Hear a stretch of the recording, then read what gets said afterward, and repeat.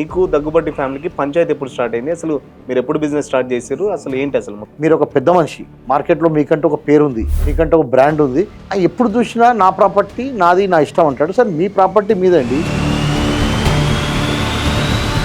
ఈ తీర్పు అనుకూలంగా రాకపోయేసరికి తను ఇంకేం చేయాలో అర్థం కాక కొడుకుని రానా గారిని ఈ కేసులో ఇన్ఫ్లీడ్ చేసి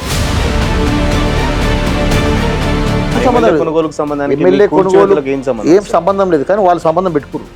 యాక్చువల్గా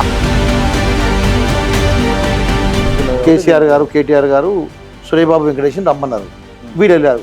వెళ్ళినప్పుడు కనీసము వీళ్ళకు కోర్టులని వీళ్ళకి తెలుసు కదండి. సరే కేసీఆర్ గారు, కేటీఆర్ గారు తిరగకపోవచ్చు, కనీసం వీళ్ళకి తెలివి ఉంది కదా. వీళ్ళు పెండ తినమంటే తింటారా? తినరు కదా. ఇమ్మీడియట్గా వచ్చి జిహెచ్ఎంసీ వాళ్ళు డోజర్లు పెట్టి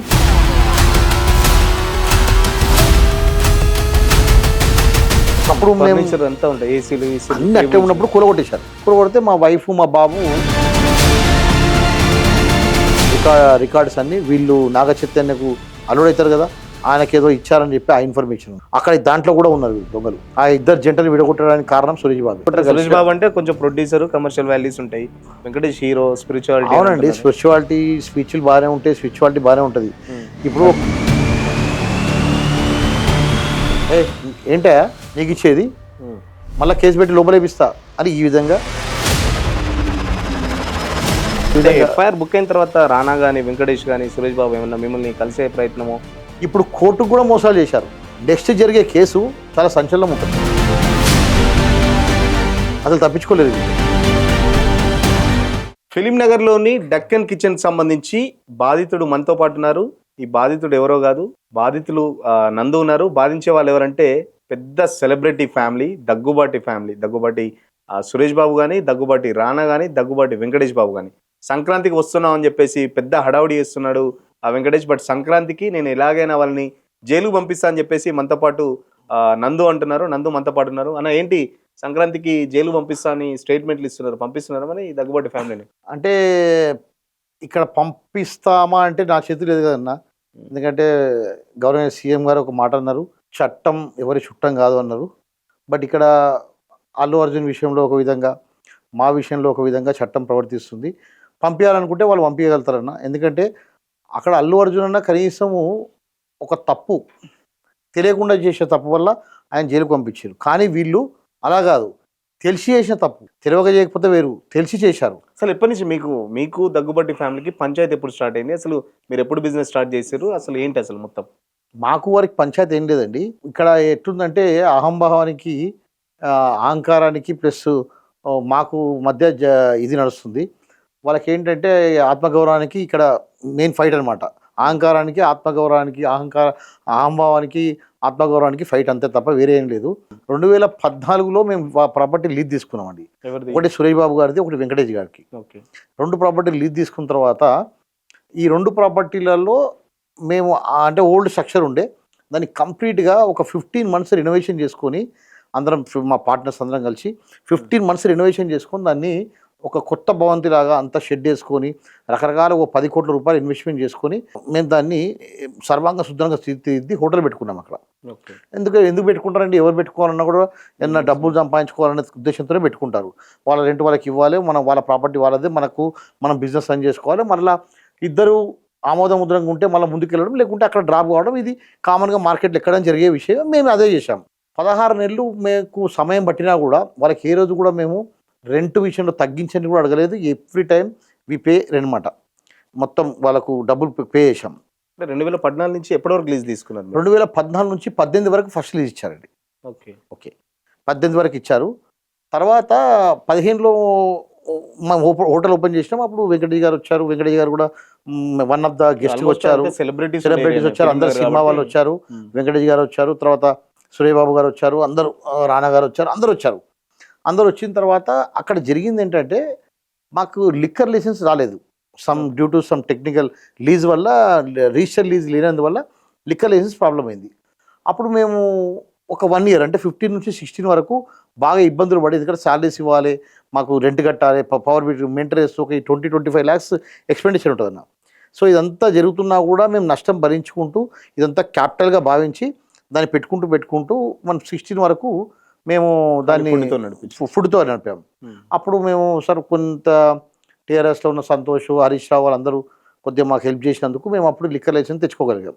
లిక్కర్ లైసెన్స్ తీసుకొని బిజినెస్ చేసుకున్న టైంలో 2017 ఎండింగ్లో ఒక కరెక్ట్ ఒక 7-8 months బిజినెస్ చేసుకున్నాం అంతే. తర్వాత సడన్లీ టాలీవుడ్లో ఒక డ్రగ్స్ కేసు అయింది, మీకు గుర్తుంటే పెద్ద సంచలనమైన కేసు అయింది. ఆ కేసు అప్పుడు అకున్ సబ్రవార్ గారు అందరికీ నోటీసులు ఇచ్చారు. ఎవరు టాలీవుడ్లో ఉన్న సెలబ్రిటీస్ అందరికీ కొంతమందికి నోటీసులు ఇచ్చారు. ఆ టైంలో రానా డ్రగ్స్ తీసుకుంటారనే అభియోగంలో రానాని కూడా నోటీస్ చేయడం జరిగింది. అప్పుడు ఆ ఇష్యూ చూసి సురేష్ బాబు గారు ఉలికిపడి మా అబ్బాయి కేసులో ఎత్తున్నాడు, ఇది రానా గారి ప్రాపర్టీ, ఇది సురేష్ బాబు గారి ప్రాపర్టీ. మీ హోటల్లో ఏమైనా డ్రగ్స్ తీసుకున్నారు? మా హోటల్ లేదండి, మా హోటల్ లేదు. అన్ని హోటల్స్ చూపించినట్టే మాది కూడా ఇక్కడ కూడా సెలబ్రిటీస్ వస్తారు, ఇక్కడ కూడా ఉంటారు అన్నట్టుగా అట్లా అన్ని చూపించారు. సో అదేదో మా హోటల్ చూపించినట్టు, అదేదో మా ప్రాపర్టీ చూపించినట్టుగా ఆయన ఫీల్ అయ్యి, మేము ఈ ప్రాపర్టీ అమ్ముదాం అనుకుంటున్నాం అండి, మాకు వద్దు ఈ చెడ్డ పేరు అది ఇదని చాలా మంచి ముచ్చట్లు చెప్పాడు. సరే సార్ ఇప్పుడు మీరు అమ్ముదాం అంటున్నాను, కానీ మరి ఇప్పుడు నేను కొనే పరిస్థితిలో నాకు కనీసం ఇప్పుడు రీసెంట్గా మేము పెట్టి 2 years 2.5 years అయింది. ఇప్పుడు 10 కోట్లు 12 కోట్లు ఇప్పటికే పెట్టాము. 10 కోట్లు ఫస్ట్ పెట్టాము, మళ్ళీ 2 కోట్లు పెట్టి మళ్ళీ రెనోవేషన్ వాస్తంతా చేయించుకున్నాము. ఇప్పుడు నేను కొనే పరిస్థితి లేని సార్ రిక్వెస్ట్ చేసిన, బట్ ఆయన వినిపించుకోలేదు. మీరు కొంటే కొనండి, లేదంటే ఖాళీ చేయండి. సార్ ఖాళీ చేయడం ఏంటి సార్, నాకు ఆల్రెడీ ఇంకా 2 సంవత్సరాల అగ్రిమెంట్ ఉంది కదా, మీరు అయినా కూడా ఇచ్చేటప్పుడు ఏం చెప్పారు, ఒక 5 years 10 years ఉండమని చెప్పారు కదా, మీరు సడన్లీ ఇట్లా చేస్తే ఎట్లా సార్, వేరే వాళ్ళు కొన్న వాళ్ళు మళ్ళీ ఇస్తారో ఇయ్యరో తెలియదు కదా, మాకు ఇబ్బంది అవుతుంది సార్ అని రిక్వెస్ట్ చేశాం. తను ఆ మాటలు పట్టించుకోకుండా నేను కంపల్సరీగా నేను ఖాళీ చేయండి లేదా కొనాలన్నప్పుడు ఇక ఆప్షన్ లేదు, ఖాళీ చేయాలి లేదా కొనుక్కోవాలి. ఇక చాలా తర్జన పడి సరే ఇక కొంతమంది ఫ్రెండ్స్తో మాట్లాడుకొని మరి ఇట్లా ఉంది ఆప్షన్ అని చెప్పి కొనుక్కుందామని వెళ్ళామండి. ఫస్ట్ ఈ సురేష్ బాబు గారు స్టార్ట్ చేసింది ఏంటంటే 1,20,000 గజం, స్క్వేర్ అంటే 1200 గజాలు వాళ్ళ బ్రదర్ది, తనది 1000 గజాలు, మొత్తం 2200 గజాలు 1,20,000 ఇస్తామని చెప్పి స్టార్ట్ చేసిన తర్వాత సరే సార్ అని చెప్పి చూడండి సార్ తగ్గియండి, మేము కొద్దిగా మిడిల్ క్లాసు ఇప్పుడు కొనే పరిస్థితులు ఏమైనా కూడా కొంటున్నాం అని చెప్పి రిక్వెస్ట్ చేసినాం. సరేనండి చేద్దామని చెప్పిండు. మళ్ళీ వెళ్ళంగానే 130 అన్నాడండి. ఇంకా అక్కడి నుంచి సినిమా స్టార్ట్ అయిందండి. 130 ఎవ్రీ 15 days ఒకసారి 1 month ఒకసారి పిలవడము, 140 150 160 170 180 2 lakhs 220. Sir where is the end sir, ప్రతిసారి వస్తాం డబ్బులు తీసుకొని, మీరేమో ప్రతిసారి మాకు కొత్త రేట్ చెప్పి పంపిస్తారు. ఓరోజు మా తమ్ముతో మాట్లాడుతూ అంటారు, ఓరోజు మా వైఫ్తో మాట్లాడుతూ అంటారు, ఓరోజు మా కొడుకుతో మాట్లాడుతూ అంటారు. ఇన్నిసార్లు చేసేట్లే సార్, మీరు ఒక పెద్ద మనిషి, మార్కెట్లో మీకంటే ఒక పేరు ఉంది, మీకంటే ఒక బ్రాండ్ ఉంది, ఇలాంటి పద్ధతి మానుకోండి సార్ అని చెప్పి నేను తనతో మాట్లాడాను. ఎప్పుడు చూసినా నా ప్రాపర్టీ నాది, నా ఇష్టం అంటాడు. సార్ మీ ప్రాపర్టీ మీదండి, అసలు అమ్మమని ఎవరు చెప్పింది మీ ప్రాపర్టీ, నేను చెప్పలే కదా, మేము కావాలని అడగలేదు కదా. మీకు లీజ్ ఉన్నాక మళ్ళీ ఇదెందుకు మధ్యలో, అంటే మీరు ఎట్లా తీసుకుందాం డిసైడ్ అయిపోయారు మీరు? లేదండి, నేను తీసుకుందామని డిసైడ్ కాలేదండి, ఆయన కొనాలని చెప్పి ఇన్సిస్ట్ చేసిండు. ఇన్సిస్ట్ చేసినప్పుడు రెడీ అయితే ఒక రేటు మీద ఉండాలి కదా, ఓ మాట అన్నప్పుడు ఓ రేటు మీద ఉండాలి కదా. ఈ రోజు ఒక రేటు, రోజుకు రేటు, ఈ విధంగా కనీసం 16 నెలలు మాతో ఆడుకున్నాడండి, మా జీవితాలతో ఆడుకున్నాడు. ఏమంటారు అది, పెద్ద పెద్ద ఫార్మస్యూటికల్ కంపెనీలో ల్యాబ్స్ ఉంటాయండి, వాళ్ళు పిల్లుల మీద ఎలుకల మీద ప్రయోగాలు చేస్తుంటారు. అట్లా మనమంటే మనుషులం కాదు, మనకంటూ ఏది లేదు, మా మీద ఆయన ప్రయోగాలు చేసిండు. ఏమని రేట్ ఎంత ఉందో కనుక్కోవడానికి చేసిన ప్రయోగం మా మీద చేసిండు. అట్లా ఆ విధంగా 18 నెలలు ఇబ్బంది పెట్టిన తర్వాత సరే ఫైనల్గా కంక్లూజన్ ఏంటంటే 2018 నవంబర్లో మాకు ఆయనకు ఒక అండర్స్టాండింగ్ కుదిరి, రకరకాల డ్రామాల తర్వాత ఒక అండర్స్టాండింగ్ ఉంది. 1,80,000 ఫైనల్ కంక్లూజన్కి వచ్చింది. 1,20,000 నుంచి 1,80,000 పోయింది, 2,20,000 పోయింది. తర్వాత మళ్ళీ కూర్చొని అది కాదు సార్ ఇట్లా చేయడం కరెక్ట్ కాదు అదని మాట్లాడితే, మాకు లీజ్ ఉంది, మరి మనం లీజ్ ఉన్నప్పుడు మీరు కాల్ చేయడం కరెక్ట్ కాదు అన్ని గట్టిగా మాట్లాడితే అప్పుడు 180కి ఒప్పుకున్నాండి. 180కి ఒప్పుకొని 6 కోట్ల రూపాయలు తీసుకొని అగ్రిమెంట్ చేశాడు. అగ్రిమెంట్ చేసినప్పుడు మళ్ళీ ఏమంటాడు, ఒకటే ప్రాపర్టీ ఇస్తాను, ఇంకో ప్రాపర్టీ ఇయ్యను అని చెప్పి మళ్ళీ ఫిట్టింగ్ పెట్టాడు. నేను లేదు సార్ అట్లా కుదరదు, ఎందుకంటే 2 ప్రాపర్టీలు ఇస్తే ఇవ్వండి, లేకుంటే అమ్మకండి అంటే, లేదు నేను మీకు ఇది ఒక 1-2 years తర్వాత మనం దీని గురించి మాట్లాడదాము, ఇప్పుడైతే నాకు ఒకటే ప్రాపర్టీ తీసేద్దాను అని చెప్పి మళ్ళీ ఇబ్బంది పెట్టాడు. సరే సార్ మీరు ఏది అంటే ఒక 1000 గజాలు ఇస్తాను, 1000 ఇస్తారు, 1200 తర్వాత ఇస్తాను, ఫస్ట్ టైం ఇస్తాను ఒప్పుకున్నాడు, తర్వాత ఇస్తానని చెప్పి దాన్ని పెండింగ్ పెట్టాడు. నేను అప్పుడు అన్నాను, లేదు సార్ ఈ 15 నెలల కాలంలో మాకు జరిగిన ఎక్స్పీరియన్స్తో మాకు నమ్మడానికి లేదు, మీరు మాకు ఒక రాతపూర్వకంగా మీరు నాకే ఇస్తానని చెప్పి నాకే అమ్ముతానని రాసిస్తే నేను నమ్ముతాను సార్, లేకుంటే 2 ప్రాపర్టీలు వద్దు, నాకు లీజ్ ఎక్స్టెన్షన్ చేయండి అని చెప్పిన. లేదు రాసిస్తానని చెప్పి వెంకటేష్ గారితో, హీరో వెంకటేష్ గారిని పిలిచి ఒక ఎంఓ చేశాడు. ఏమని, ఈ 1000 గజాలు కొనుక్కుంటున్నాడు నందకుమార్, మనం 1200 గజాలు. కలిసారా మీరు వెంకటేష్? అన్నీ ఉన్నాయి, నేను డాక్యుమెంట్ తెచ్చి చూపిస్తాను. అంటే వెంకటేష్ గారు మీరు ఫిజికల్ గా మాట్లాడుకున్నాం. సురేష్ బాబు కాకుండా వెంకటేష్ గారు ఉన్నారు, సూర్యబాబు గారు, అందరూ మాట్లాడవాళ్ళము రామానాయుడు స్టూడియోలో. అప్పుడు వాళ్ళు ఒక ఎంఓఏ ప్రిపేర్ చేశారు. ఏమని, ఈ ప్రాపర్టీ మీకే అమ్ముతాము, వేరే వాళ్ళకి అమ్మము, ఒక 5 years ఫ్రెష్ లీజ్ ఇస్తున్నాను. ఈ 5 years లోపల ఎప్పుడు మనం బిల్డింగ్ కట్టాలనుకున్నా, లేకుంటే ఈ హోటల్ తీయాలనుకున్నా, బిల్డింగ్ కట్టాలనుకున్నప్పుడు మీరు మనం కలిసి జాయింట్ డెవలప్ చేయడం, కానీ లేదంటే మనము మీకు అమ్ముతాను, ఇదే రేట్ ఇస్తానని చెప్పి ఒప్పుకున్నాండి. వేరే వాళ్ళు వెళ్ళి మేము ఈ విధంగా 2018 అండి, ఇదంతా 2018. 17లో స్టార్ట్ అయిన కేసు 18లో వచ్చింది. ఈ 1 year మళ్ళీ లాస్ట్. 1 year వ్యాపారం చేసుకోలేము, లిక్కర్ లైసెన్స్ ఆగిపోయింది, ఎందుకంటే రిన్యూవల్ కాలే కదా, లీజ్ రిన్యూవల్ కాబట్టి ఆగిపోయింది. అప్పుడు వెళ్ళి మళ్ళీ కొత్త లీజ్ తీసుకొని చేసుకున్న లోపల ఇతడు 18లో ఎంఓ చేశాడు కదా. కరెక్ట్ 1 week తర్వాత వేరే వాళ్ళు వెళ్ళి, సార్ మేము 2 లక్షలకు ఉంటాం సార్, మీరు తక్కువ ఎట్లు ఇచ్చారు సార్, అది ఇది అని చెప్పి వేరే వాళ్ళు వెళ్ళారు. వేరే పార్టీ వెళ్ళగానే, మరి నందు 6 కోట్లు ఇచ్చారు, మీరు ఇస్తారా అంటే ఇస్తాం సార్ అన్నారు. మరి మీరేం రేట్ ఇస్తారంటే 2 లక్షలు ఇస్తామన్నారు. అంటే 20,000 రూపాయలు పెరిగింది కదా ప్లాట్కు. 20,000 పెడితే ఎంత అండి, ప్లాట్కు 15 కోట్లు, ఆల్మోస్ట్ 2.5 కోట్లు ఎక్స్ట్రా వస్తుంది. ఆ 2.5 కోట్లు ఎక్స్ట్రా వస్తుంది కాబట్టి ఇంకా నందు అగ్రిమెంటు ఇవన్నీ మర్చిపోయి వాళ్ళకి అగ్రిమెంట్ ఎంటర్ అయ్యాడు. ఎంటర్ అయిపోతే వాళ్ళు అగ్రిమెంట్ చేసుకొని నా దగ్గరకు వచ్చారు. వచ్చి ఈ ప్రాపర్టీ మేము కొనుక్కున్నాం, మీరు ఖాళీ చేయాలి అన్నారు. అదేంటన్నా, మేము ఇక్కడ 10-12 కోట్లు పెట్టి వ్యాపారం చేస్తున్నాము, 5 సంవత్సరాలు చేస్తున్నాము, 2014 నుంచి ఉన్నాం ఇక్కడ, మీరు సడన్లీ వచ్చి ఖాళీ చేయమంటే ఎట్లయితుంది, నేను కూడా అగ్రిమెంట్ చేసుకున్నాను అని చెప్పి నా అగ్రిమెంట్ చూపించేవాళ్ళు. అంటే వాళ్ళకి తెలియదా మీరు ఫస్ట్ అగ్రిమెంట్ చేసుకున్నారు? వాళ్ళకు తెలిసినా కూడా వీళ్ళు కూడా ఓవర్ కాన్ఫిడెన్స్, ఆయన కూడా ఓవర్ కాన్ఫిడెన్స్. వీళ్ళు కొద్దిగా ఖైరతాబాద్లో కొద్దిగా పొలిటికల్గా ఇన్ఫ్లుయెన్స్ ఉన్న వ్యక్తులు. సరే, ఈయనకు కూడా ఇన్ఫ్లుయెన్స్ ఉంది, వాళ్ళకు కూడా ఇన్ఫ్లుయెన్స్ ఉంది, నాతో తీసి బయట సామాన్ పడేద్దామనే ఉద్దేశంతో వచ్చారు. అప్పుడు నేను చెప్పాను, లేదన్నా మీరు ఒకసారి మీ అడ్వకేట్తో చూపించుకోండి, ఇదిగో నా అగ్రిమెంట్ మీకు ఇస్తున్నాను అని చెప్పి వాళ్ళకి నా అగ్రిమెంట్ చేయడం, నేను వాళ్ళ అగ్రిమెంట్ తీసుకొని నేను కూడా అడ్వకేట్కి కన్సల్ట్ చేశాను. అప్పుడు ఫస్ట్ టైం వెళ్ళి అడ్వకేట్కి కన్సల్ట్ చేశాను. ఈ విధంగా ఉంది, ఆడి 14 లీజ్ ఉంది, 16 లీజ్ ఉంది, 18లో మళ్ళీ లీజ్ ఉంది. నాకు ఆయనకు ఇంకా సురేష్ బాబుకు నాకు లీజు లేదు ఇంకా. అప్పుడు నాకు ఆయనకు ఉన్న రిలేషన్ ఏంటండి, వెండర్ అంటే ఆయన అమ్మాడు, నేను కొన్నా, ఆ రిలేషన్ ఉంది. ఈ డాక్యుమెంట్స్ అన్ని తీసుకొని సిటీ సివిల్ కోర్టు. మీకు రిజిస్ట్రేషన్ అయిపోయింది? రిజిస్ట్రేషన్ కాలేదు, అదే కదండి, అగ్రిమెంట్ చేశాడు. అగ్రిమెంట్ చేస్తే వేరే వాళ్ళకి అమ్మాడు, ఇంకో కొత్త సెకండ్ వాళ్ళకు అగ్రిమెంట్ చేశాడు. నేను అప్పుడు కోర్టుకి వెళ్ళి డాక్యుమెంట్స్ అన్ని సబ్మిట్ చేస్తే, ఇట్లా నన్ను ఇల్లీగల్ డిస్పోజ్ చేద్దామని చూస్తున్నానని చెప్తే కోర్టు ఇమీడియట్గా ఒక ఆర్డర్ ఇచ్చింది. ఏమని, నాట్ టు ఎలినేట్. సురేష్ బాబు గారికి ప్రాపర్టీకి 1000 గజాల్లో నాట్ టు ఎలినేట్ అని ఒక ఆర్డర్ ఇచ్చింది. తర్వాత మళ్ళీ వెంకటేష్ గారి ప్రాపర్టీలో నాట్ టు ఇంటర్ఫియర్ అని 2 ఇంజెక్షన్ ఆర్డర్స్ ఇచ్చింది. ఎప్పుడు ఇది 18 డిసెంబర్లో. అక్కడ నుంచి 19 మళ్ళీ మా దగ్గర రావడము, నా దగ్గర చాలా పెద్ద పెద్ద పోలీస్ ఆఫీసర్స్ తెలుసు, మేము మొత్తం మళ్ళీ ఇబ్బంది పెడతా, పొలిటికల్గా నాకు ఇన్ఫ్లుయెన్స్ ఉంది, నువ్వు నాతోనే పెట్టుకుంటావా, అది ఇదని చెప్పి వార్నింగ్ ఇచ్చాడు. అప్పుడు ఎవరో కల్వకుంట్ల ఫ్యామిలీలో ఎవరో వాళ్ళ చుట్టాలు ఉంటారు, వాళ్ళు తీసుకొని వచ్చారు.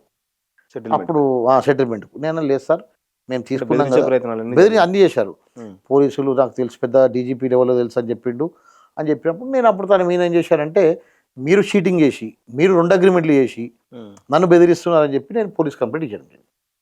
అప్పుడు కూడా కేసు నాది రిజిస్టర్ చేయలేదు, పొలిటికల్ సపోర్ట్తో. అప్పుడు నేను ఏం చేశాను, హైకోర్టుకి వెళ్ళాను.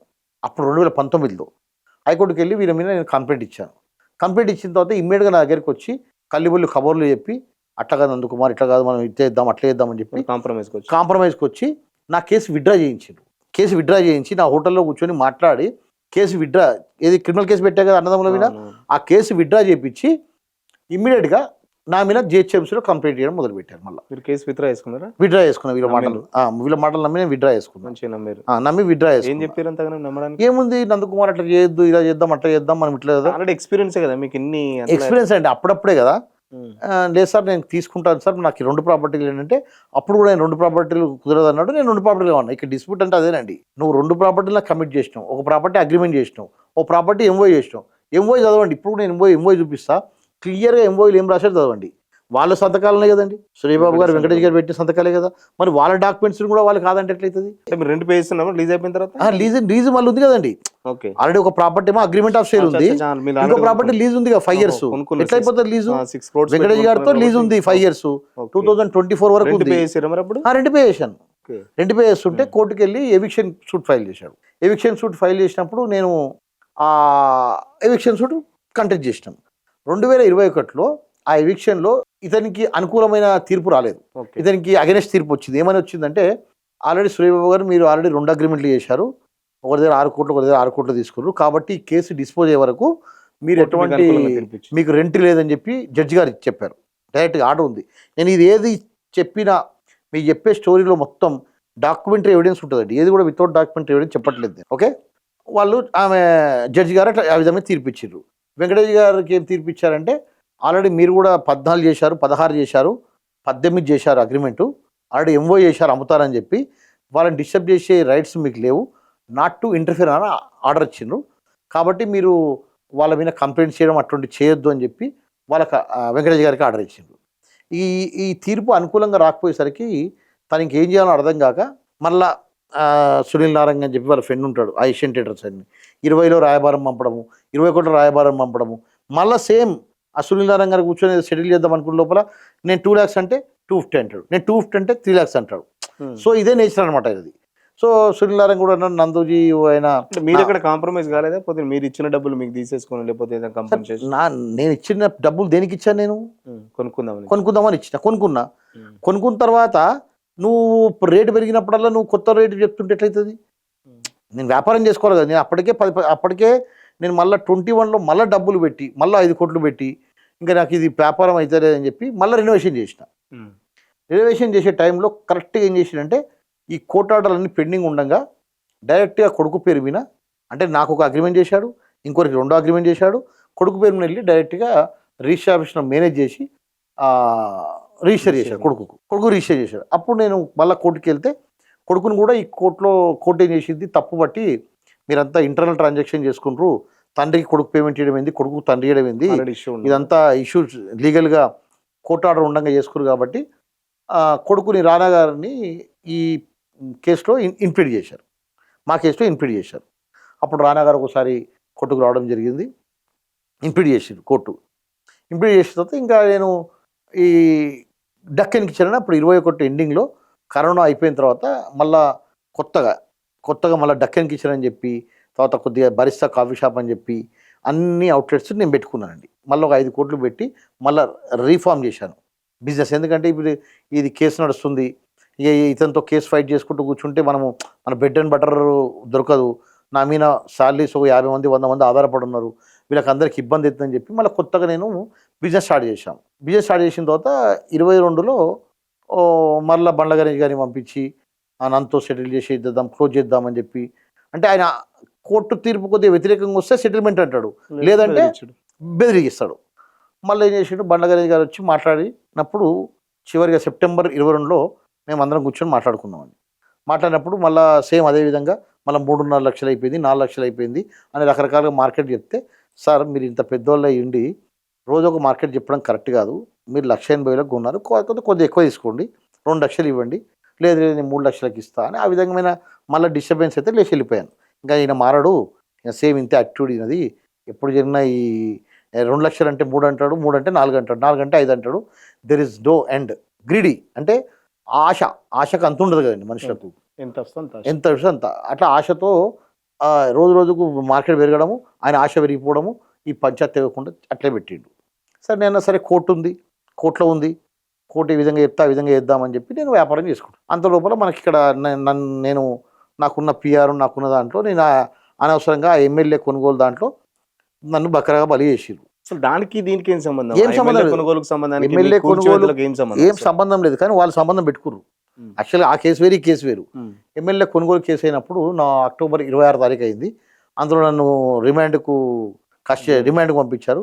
తర్వాత నవంబర్ 10-11 తేదీలో నా కస్టడీ తీసుకున్నాను. నన్ను పోలీసులు కస్టడీ తీసుకొని అక్కడ వాళ్ళు రకరకాలుగా ఢిల్లీకి వెళ్ళావు, వాళ్ళని కలిచావు, వీళ్ళని కలిచావు, అమిత్ షాతో కలిచావా, బిఎల్ సంతోష్తో కలిచావా అని రకరకాలుగా దాంట్లో టార్చర్ పెట్టి మీరు ఈ పేరు చెప్పాలి ఆ పేరు చెప్పాలి అప్పుడు ఉన్న గవర్నమెంట్లో ఉన్న వాళ్ళు ఫోర్స్ చేస్తే లేదు సార్ నేను ఉన్న విషయం అని చెప్పాను. అక్కడ వాళ్ళకి అనుకూలంగా చెప్పలేదని అప్పుడున్న గవర్నమెంట్లో వీళ్ళని పిలుచుకొని వాళ్ళు పిలిచారా వీళ్ళు పిలిచారా తెలియదు, కానీ అందరు కలిసి ఏదో పంచాయతీ ఉన్నది కాబట్టి కేసీఆర్ గారు కేటీఆర్ గారు సురేబాబు వెంకటేష్ని రమ్మన్నారు. వీళ్ళు వెళ్ళారు. వెళ్ళినప్పుడు కనీసము వీళ్ళకు కోర్టులని వీళ్ళకి తెలుసు కదండి. సరే కేసీఆర్ గారు కేటీఆర్ గారు తిరగకపోవచ్చు, కనీసం వాళ్ళకి అప్పుడు పొలిటికల్గా వాళ్ళకి కావాల్సింది నేను చెప్పలేని ఉద్దేశంతో వాళ్ళకు నా మీద గ్రడ్జ్ ఉండొచ్చు.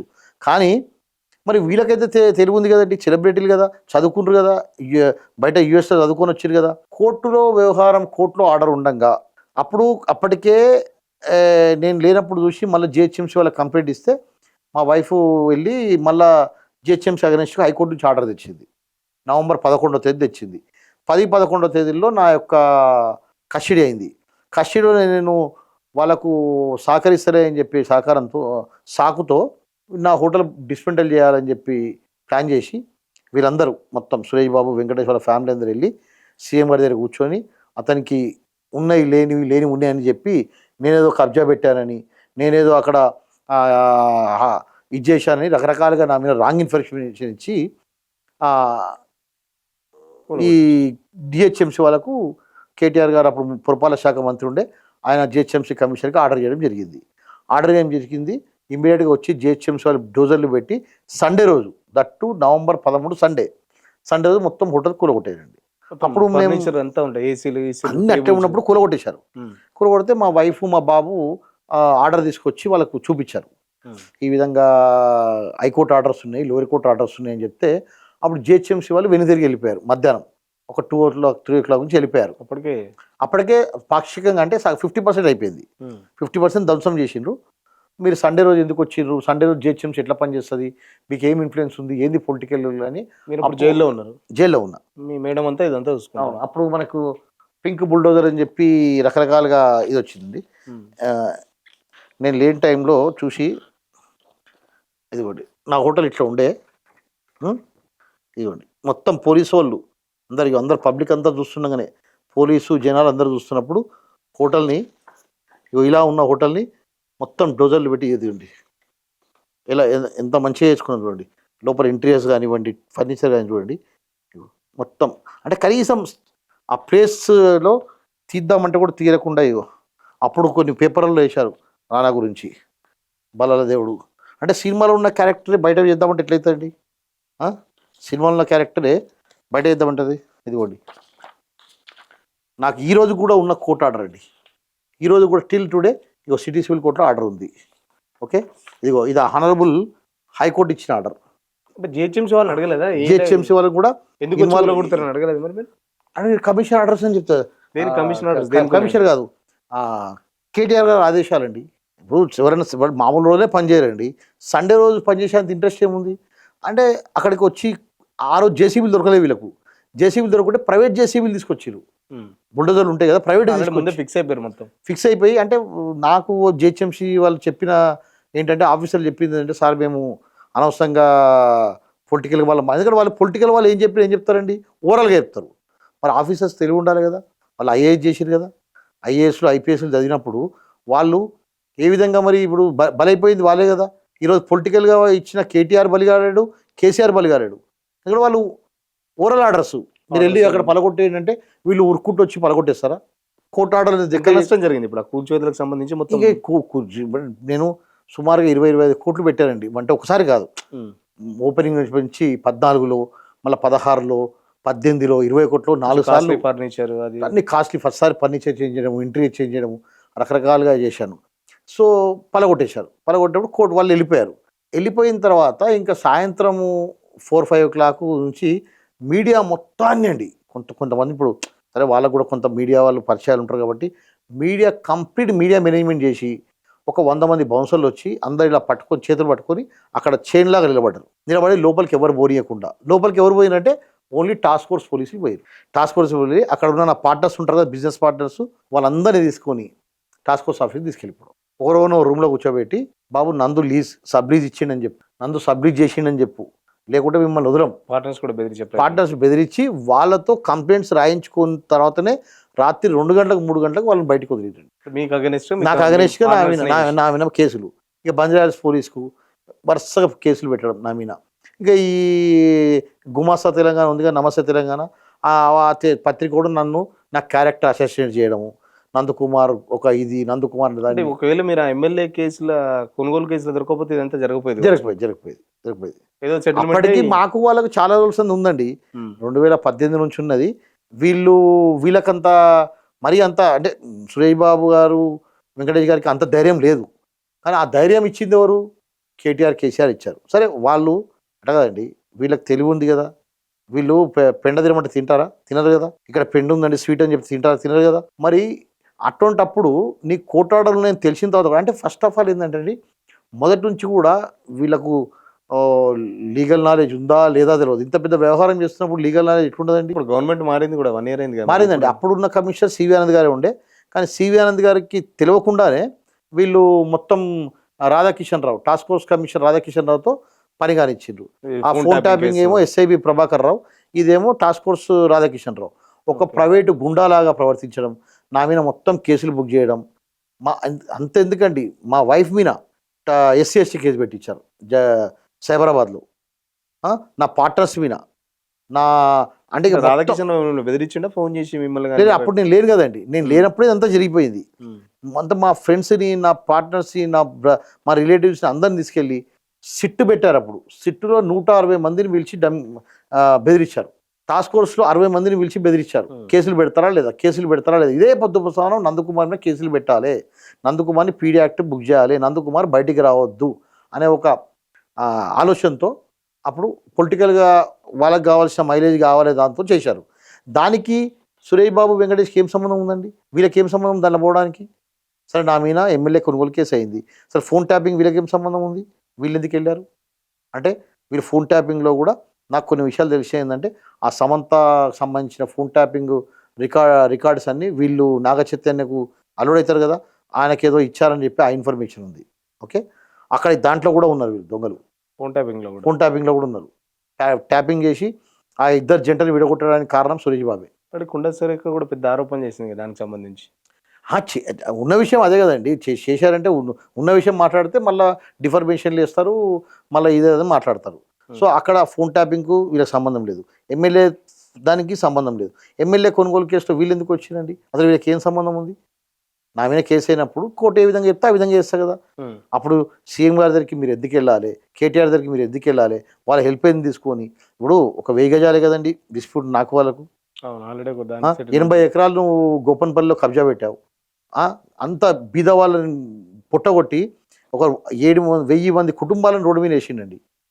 ఇక్కడ కానమెట్లో 26 ఎకరాలు 30 ఎకరాలు అప్పుడున్న గవర్నమెంట్తో కుమ్మక్కయ్యి అద్దొబ్బేసిండు. ఒట్టినాగులపల్లిలో, కొల్లూరులో రకరకాల ఉన్నాయండి. అన్ని వేల కోట్ల రూపాయల ప్రాపర్టీలు నువ్వు ఆక్రమించి తెలంగాణలో ఈ 1000 గజాలు మాకు అమ్మి మళ్ళీ దీని మీద మీరు ఏదో ఏమంటారు ఫుడ్కి గతి లేనట్టుగా రాత్రి మొత్తం ఫ్యామిలీ అంతా అక్కడికి వచ్చి కూర్చొని టెంట్ వేసుకొచ్చి కూర్చొని టాస్క్ ఫోర్స్ పోలీసులు, బౌన్సర్లు. అసలు ఈ బౌన్సర్ కల్చర్ కనిపెట్టిందే సురేష్ బాబు అండి, వెంకటేష్ బాబు, సురేష్ బాబు. సో వెంకటేష్ గారు కొద్దిగా డివైషనల్గా ఉంటారని చెప్పి విన్నా నేను. అవును, వెంకటేష్ ఏమైనా కలిసి ప్రయత్నం చేయలేదా మీరు? మళ్ళీ వెంకటేష్ గారు 21 సురేష్ బాబు అంటే కొంచెం ప్రొడ్యూసర్, కమర్షియల్ వాల్యూస్ ఉంటాయి. Venkatesh hero, spirituality. అవునండి, స్పిరిచువాలిటీ బాగానే ఉంటాయి, స్పిరిచువాలిటీ బాగానే ఉంటుంది. ఇప్పుడు ఒక మంచోడు మాట్లాడకపోవడం కూడా తప్పే, కరెక్టా లేదా? హీరో వెంకటేష్ గారు లోపల క్యారెక్టర్ మనకు తెలియదు, బట్ బయటికి మాత్రం నాన్ కంట్రవర్షియల్ డివైషల్గా ఉంటారని తెలుసు. మరి నాకు 21 కలిసినప్పుడు చెప్పారు, నందు what is this, please close this అని చెప్పాడు. Sir always I respect you sir, మీకు చేస్తాను సార్ అన్న.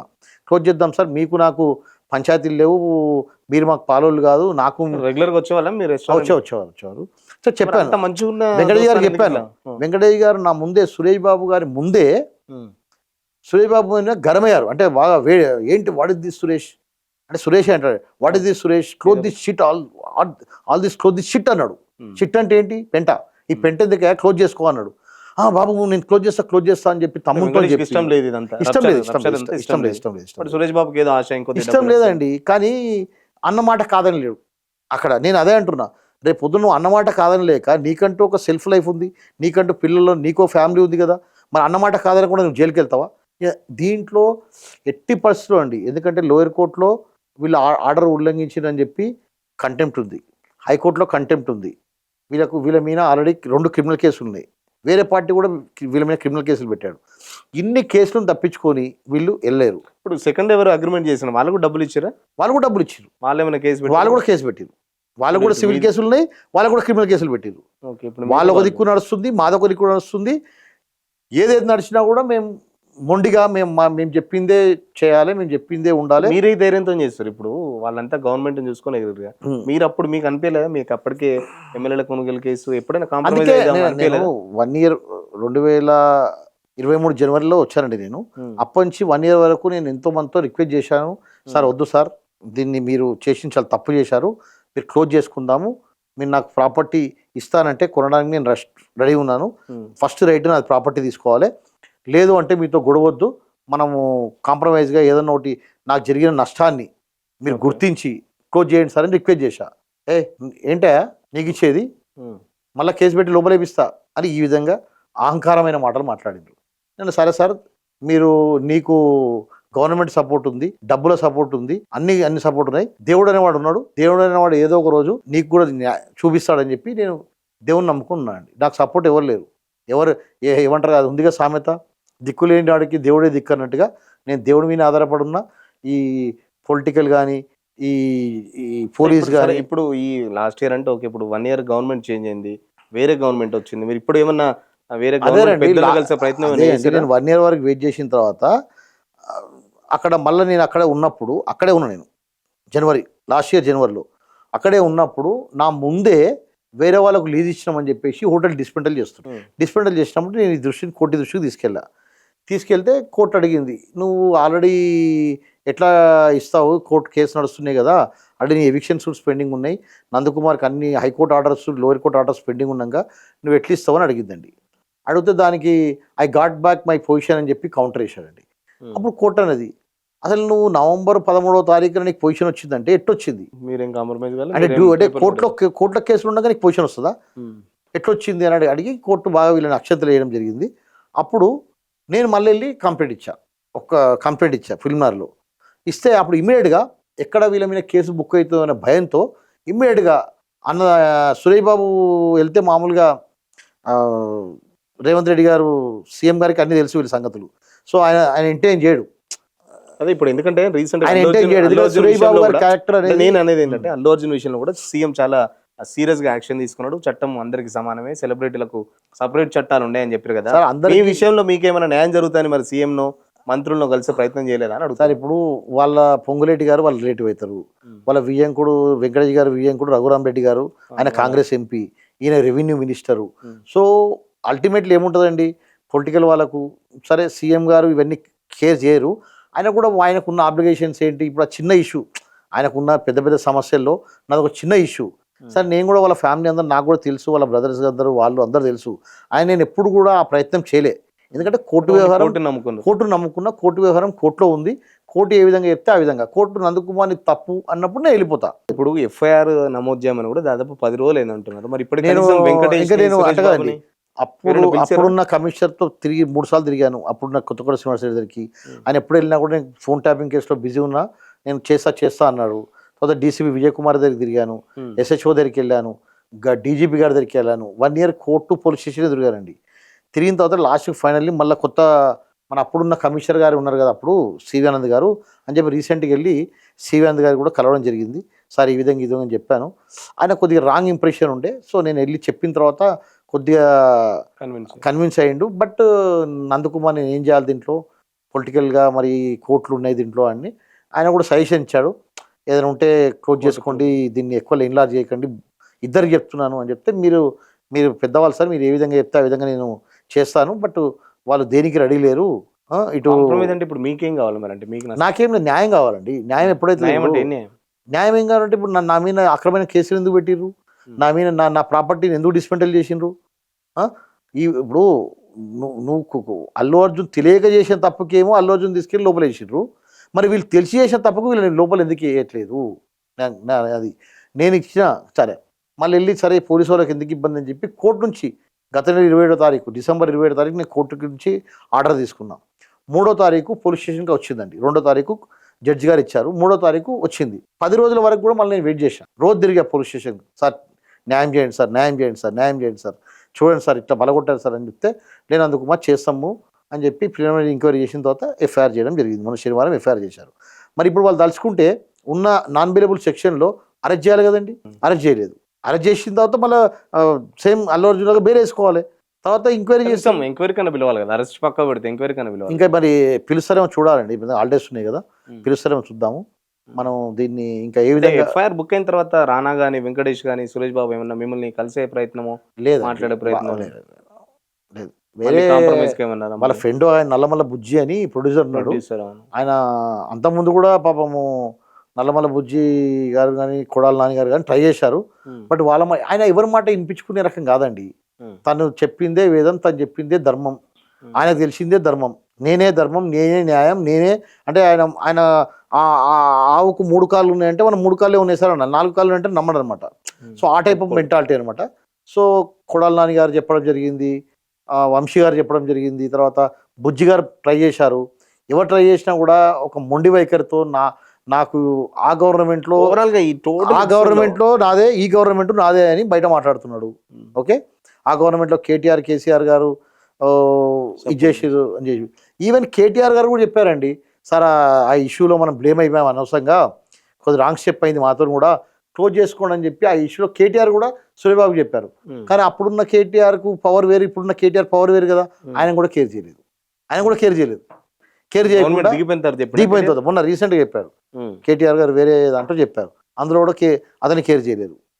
ఇప్పుడు వాళ్ళకు బలగం ఉంది, పవర్ ఉంది, డబ్బులు ఉన్నాయి, నేను ఏమన్నా చేయగలుగుతానే అహంకారంతో అట్లా డ్రాగన్ చేస్తున్నానండి. నేను కూడా న్యాయంగా న్యాయ వ్యవస్థ ఏ విధంగా చెప్తే ఆ విధంగా ముందుకెళ్తా. న్యాయం దొరికే వరకు నేను ఫైట్ చేస్తా. న్యాయం జరుగుతుంది నమ్మకం ఉందా? 100% జరుగుతుంది, 100%. అంటే గవర్నమెంట్ మేనేజ్ చేస్తారు, ఈ గవర్నమెంట్ మేనేజ్ చేస్తారు. జస్టిస్ డిలే ఉండొచ్చు, డిలేడ్ అయితే కాదు. 100% న్యాయం జరుగుతుంది. 100% ఇట్లే ఈ ఓవర్ కాన్ఫిడెన్స్తో పోయిన వాళ్ళందరికీ తగిన గుణపాఠం జరుగుతుంది. నాగార్జునకు జరిగింది, మోహన్ బాబుకి జరిగింది, అండ్ మొన్న అల్లు అర్జున్ జరిగింది, ఇప్పుడు వెంకటేష్ గారికి జరుగుతుంది. ఎందుకంటే న్యాయ వ్యవస్థగా చూడండి, అందరు చట్టం వీళ్ళు చుట్టం కాదు కదా, వీళ్ళు ఏమవుతుంది అనే ఒక ఓవర్ కాన్ఫిడెన్స్ పోతుంది కదా. 100% వీళ్ళకు న్యాయం అంటే న్యాయం జరుగుతుందండి, 100% న్యాయం జరిగే వరకు పోరాడతా. కాంప్రమైజ్ ఇప్పుడు సరే అండి, ఇన్ని రోజుల వరకు వాళ్ళు చేసిన మోసాలు ఏమో మనుషులకు చేశారు, ఇప్పుడు కోర్టుకు కూడా మోసాలు చేశారు. నెక్స్ట్ జరిగే కేసు చాలా సంచలనం ఉంటుంది, ఇంకా సంచలనం ఉంటుంది. ఆ కేసులో నుంచి అసలు తప్పించుకోలేరు వీళ్ళు, అంత పెద్ద తప్పు చేశారు. అది ఇందులోనే అరెస్ట్ అవుతారు. ఇక్కడేమో మనుషులు అందరికి మమ్మల్ని మోసం చేశారు, ఇక అక్కడైతే కోర్టులోనే మోసం చేశారు. అది కూడా ఉంది, తొందరలోనే అది నెక్స్ట్ పార్ట్లో అది కూడా కేసు అవుతుంది 100%. దాంట్లో అయితే ఇంకా ఎవరు తప్పించలేరండి. ఇందులో అయితే అట్లీస్ట్ పొలిటికల్ వాళ్ళు ఇప్పుడున్న ఇన్వెస్టిగేషన్లో ఇంటర్ఫియర్ అయ్యి పొలిటికల్ ఇన్ఫ్లుయెన్స్ యూజ్ చేసి నా మీద తప్పు రాపిస్తారని నాకనే ఒక నమ్మకం అయితే ఉందండి 100%గా. బట్ అంటే మళ్ళీ ఈ గవర్నమెంట్ వచ్చినాక ఏమైనా బెదిరింపులు అవి ఏం జరగలేదా? నేను నా రిక్వెస్ట్ ఏంటంటే రేవంత్ రెడ్డి అన్న గారికి ఒకటే రిక్వెస్ట్ ఏంటంటే, అన్న దీంట్లో న్యాయం చేయండి, మీరు అందరికి ఒకటే సమన్యాయం ఉంటుంది, చట్టం ఎవరు చుట్టం కాదనేది మీరు నిరూపించండి. దీన్ని ఇంకొకసారి మీకు ఆపర్చునిటీ వచ్చింది కాబట్టి వీళ్ళని అరెస్ట్ చేసి రిమాండ్ చేసిన తర్వాత ఎంక్వైరీ చేయండి. ఎందుకంటే అల్లు అర్జున్ తెలియక చేసిండు, వీళ్ళు తెలిసి చేసిండ్రు. ఇదే చెప్తున్నాను నేను, తెలిసి చేసిన తప్పు, చాలా తప్పు, ఘోరమైన తప్పు చేసిండ్రు. ఎందుకంటే ఇప్పుడు ఆస్తి ప్రాణ నష్టమేమో తెలియక జరిగిందండి, ఆస్తి నష్టం చేసిండ్రు, నా పరువు డిఫర్మేషన్ చేసిండ్రు, మార్కెట్లో రకరకాలుగా నన్ను. ఓవరాల్గా ఈ ఎపిసోడ్ సంబంధించి అంటే 2014 లీజ్ స్టార్ట్ ఇప్పటి ఇప్పుడు 2025 జనవరి మొత్తం ఎంత లాస్ అయ్యారు? ఎన్ని కోట్లు? 25 crores వరకు లాస్ అవుతుంది. 25 crores లాస్ అయింది. లాయర్ ఖర్చులు, కోర్టు ఖర్చులు, మళ్ళీ అక్కడ మా పార్ట్నర్స్తో పెట్టాం కదా హోటల్స్, వాళ్ళందరికీ నష్టపరిహారం. పార్ట్నర్స్ ఏమంటారు మరి? ఇంకేముంది, వాళ్ళకి అందరికి నష్టపరిహారం కట్టించానండి. ఎవరు నా వల్ల ఎవ్వరు నష్టపోలేరండి, నేనే నష్టపోయాను. అక్కడ ఆ బీజేపీ ఎమ్మెల్యే కొనుగోలు కేసులో నేనే నష్టపోయాను, ఇందులో నేనే నష్టపోయాను, అన్ని నష్టపోయాను. నేను ఒకటే నమ్ముకున్నా, దేవుని నమ్ముకున్నా, దేవుడు ఏ విధంగా నన్ను న్యాయం చేస్తాడని కోరుకుంటున్నాను. అనిపించలేదు మరి ఆ ఎమ్మెల్యే కొనుగోలు కేసులో సంబంధించి అప్పుడు వాళ్ళు చెప్పినట్టు ఇంత లాస్ ఉండకపోయేదని ఇప్పుడు అనిపించింది? అంటే నేను ఆ రోజు కూడా ఉన్న విషయం చెప్పాను, ఈరోజు కూడా ఉన్న విషయం చెప్తున్నాను. కానీ లేని విషయం చెప్పాలంటే మనం చెప్పలేమండి. అది ఎమ్మెల్యే కొనుగోలు కేసు కానివ్వండి, ఈ కేసు కానివ్వండి, ఏదైనా కేసు కానివ్వండి, ఉన్నది ఉన్నట్టుగానే మాట్లాడతాం. న్యాయం ఒక దినం లేట్ అవుతుంది, కానీ న్యాయం జరుగుతుందని ఆశిస్తున్నాం. ఖచ్చితంగా లాస్ట్ గవర్నమెంట్‌ని చూసుకొని ఏదైతే ఎగిరారో ఇప్పుడు కూడా అదే పరిస్థితి ఉంది. బట్ చట్టం అయితే నాకు న్యాయం చేస్తదని నమ్మకం అయితే నాకుంది. ఖచ్చితంగా ఏదైతే అల్లు అర్జున్ విషయంలో దూకుడుగా వ్యవహరించిన రేవంత్ రెడ్డి, వెంకటేష్, సురేష్ బాబు విషయంలో కూడా అదే దూకుడుగా వ్యవహరిస్తే చట్టం ఎవరు చుట్టం కాదు. సెలబ్రిటీలకు సెపరేట్ చట్టాలున్నాయని మీరేదైతే మాట ఇచ్చారో అసెంబ్లీలో దానికి సంబంధించి పూర్తి న్యాయం చేస్తారని అయితే ఆ నమ్మకం నాకుంది. కోర్టులపై కూడా నమ్మకం నాకుంది. త్వరలోనే నాకు న్యాయం జరుగుతుంది. నేను ఇన్ని రోజులు ఏదైతే కష్టపడ్డానో దానికి సంబంధించి పూర్తి న్యాయం జరిగే వరకు నేనైతే కొట్లాడతాను. ఖచ్చితంగా కాంప్రమైజ్ అయ్యే పరిస్థితి లేదు. వెంకటేష్‌ని, సురేష్ బాబుని, రానాని జైలుకు పంపేదాకా నేను నిద్రపోనని చెప్పేసి చెప్తున్న పరిస్థితి.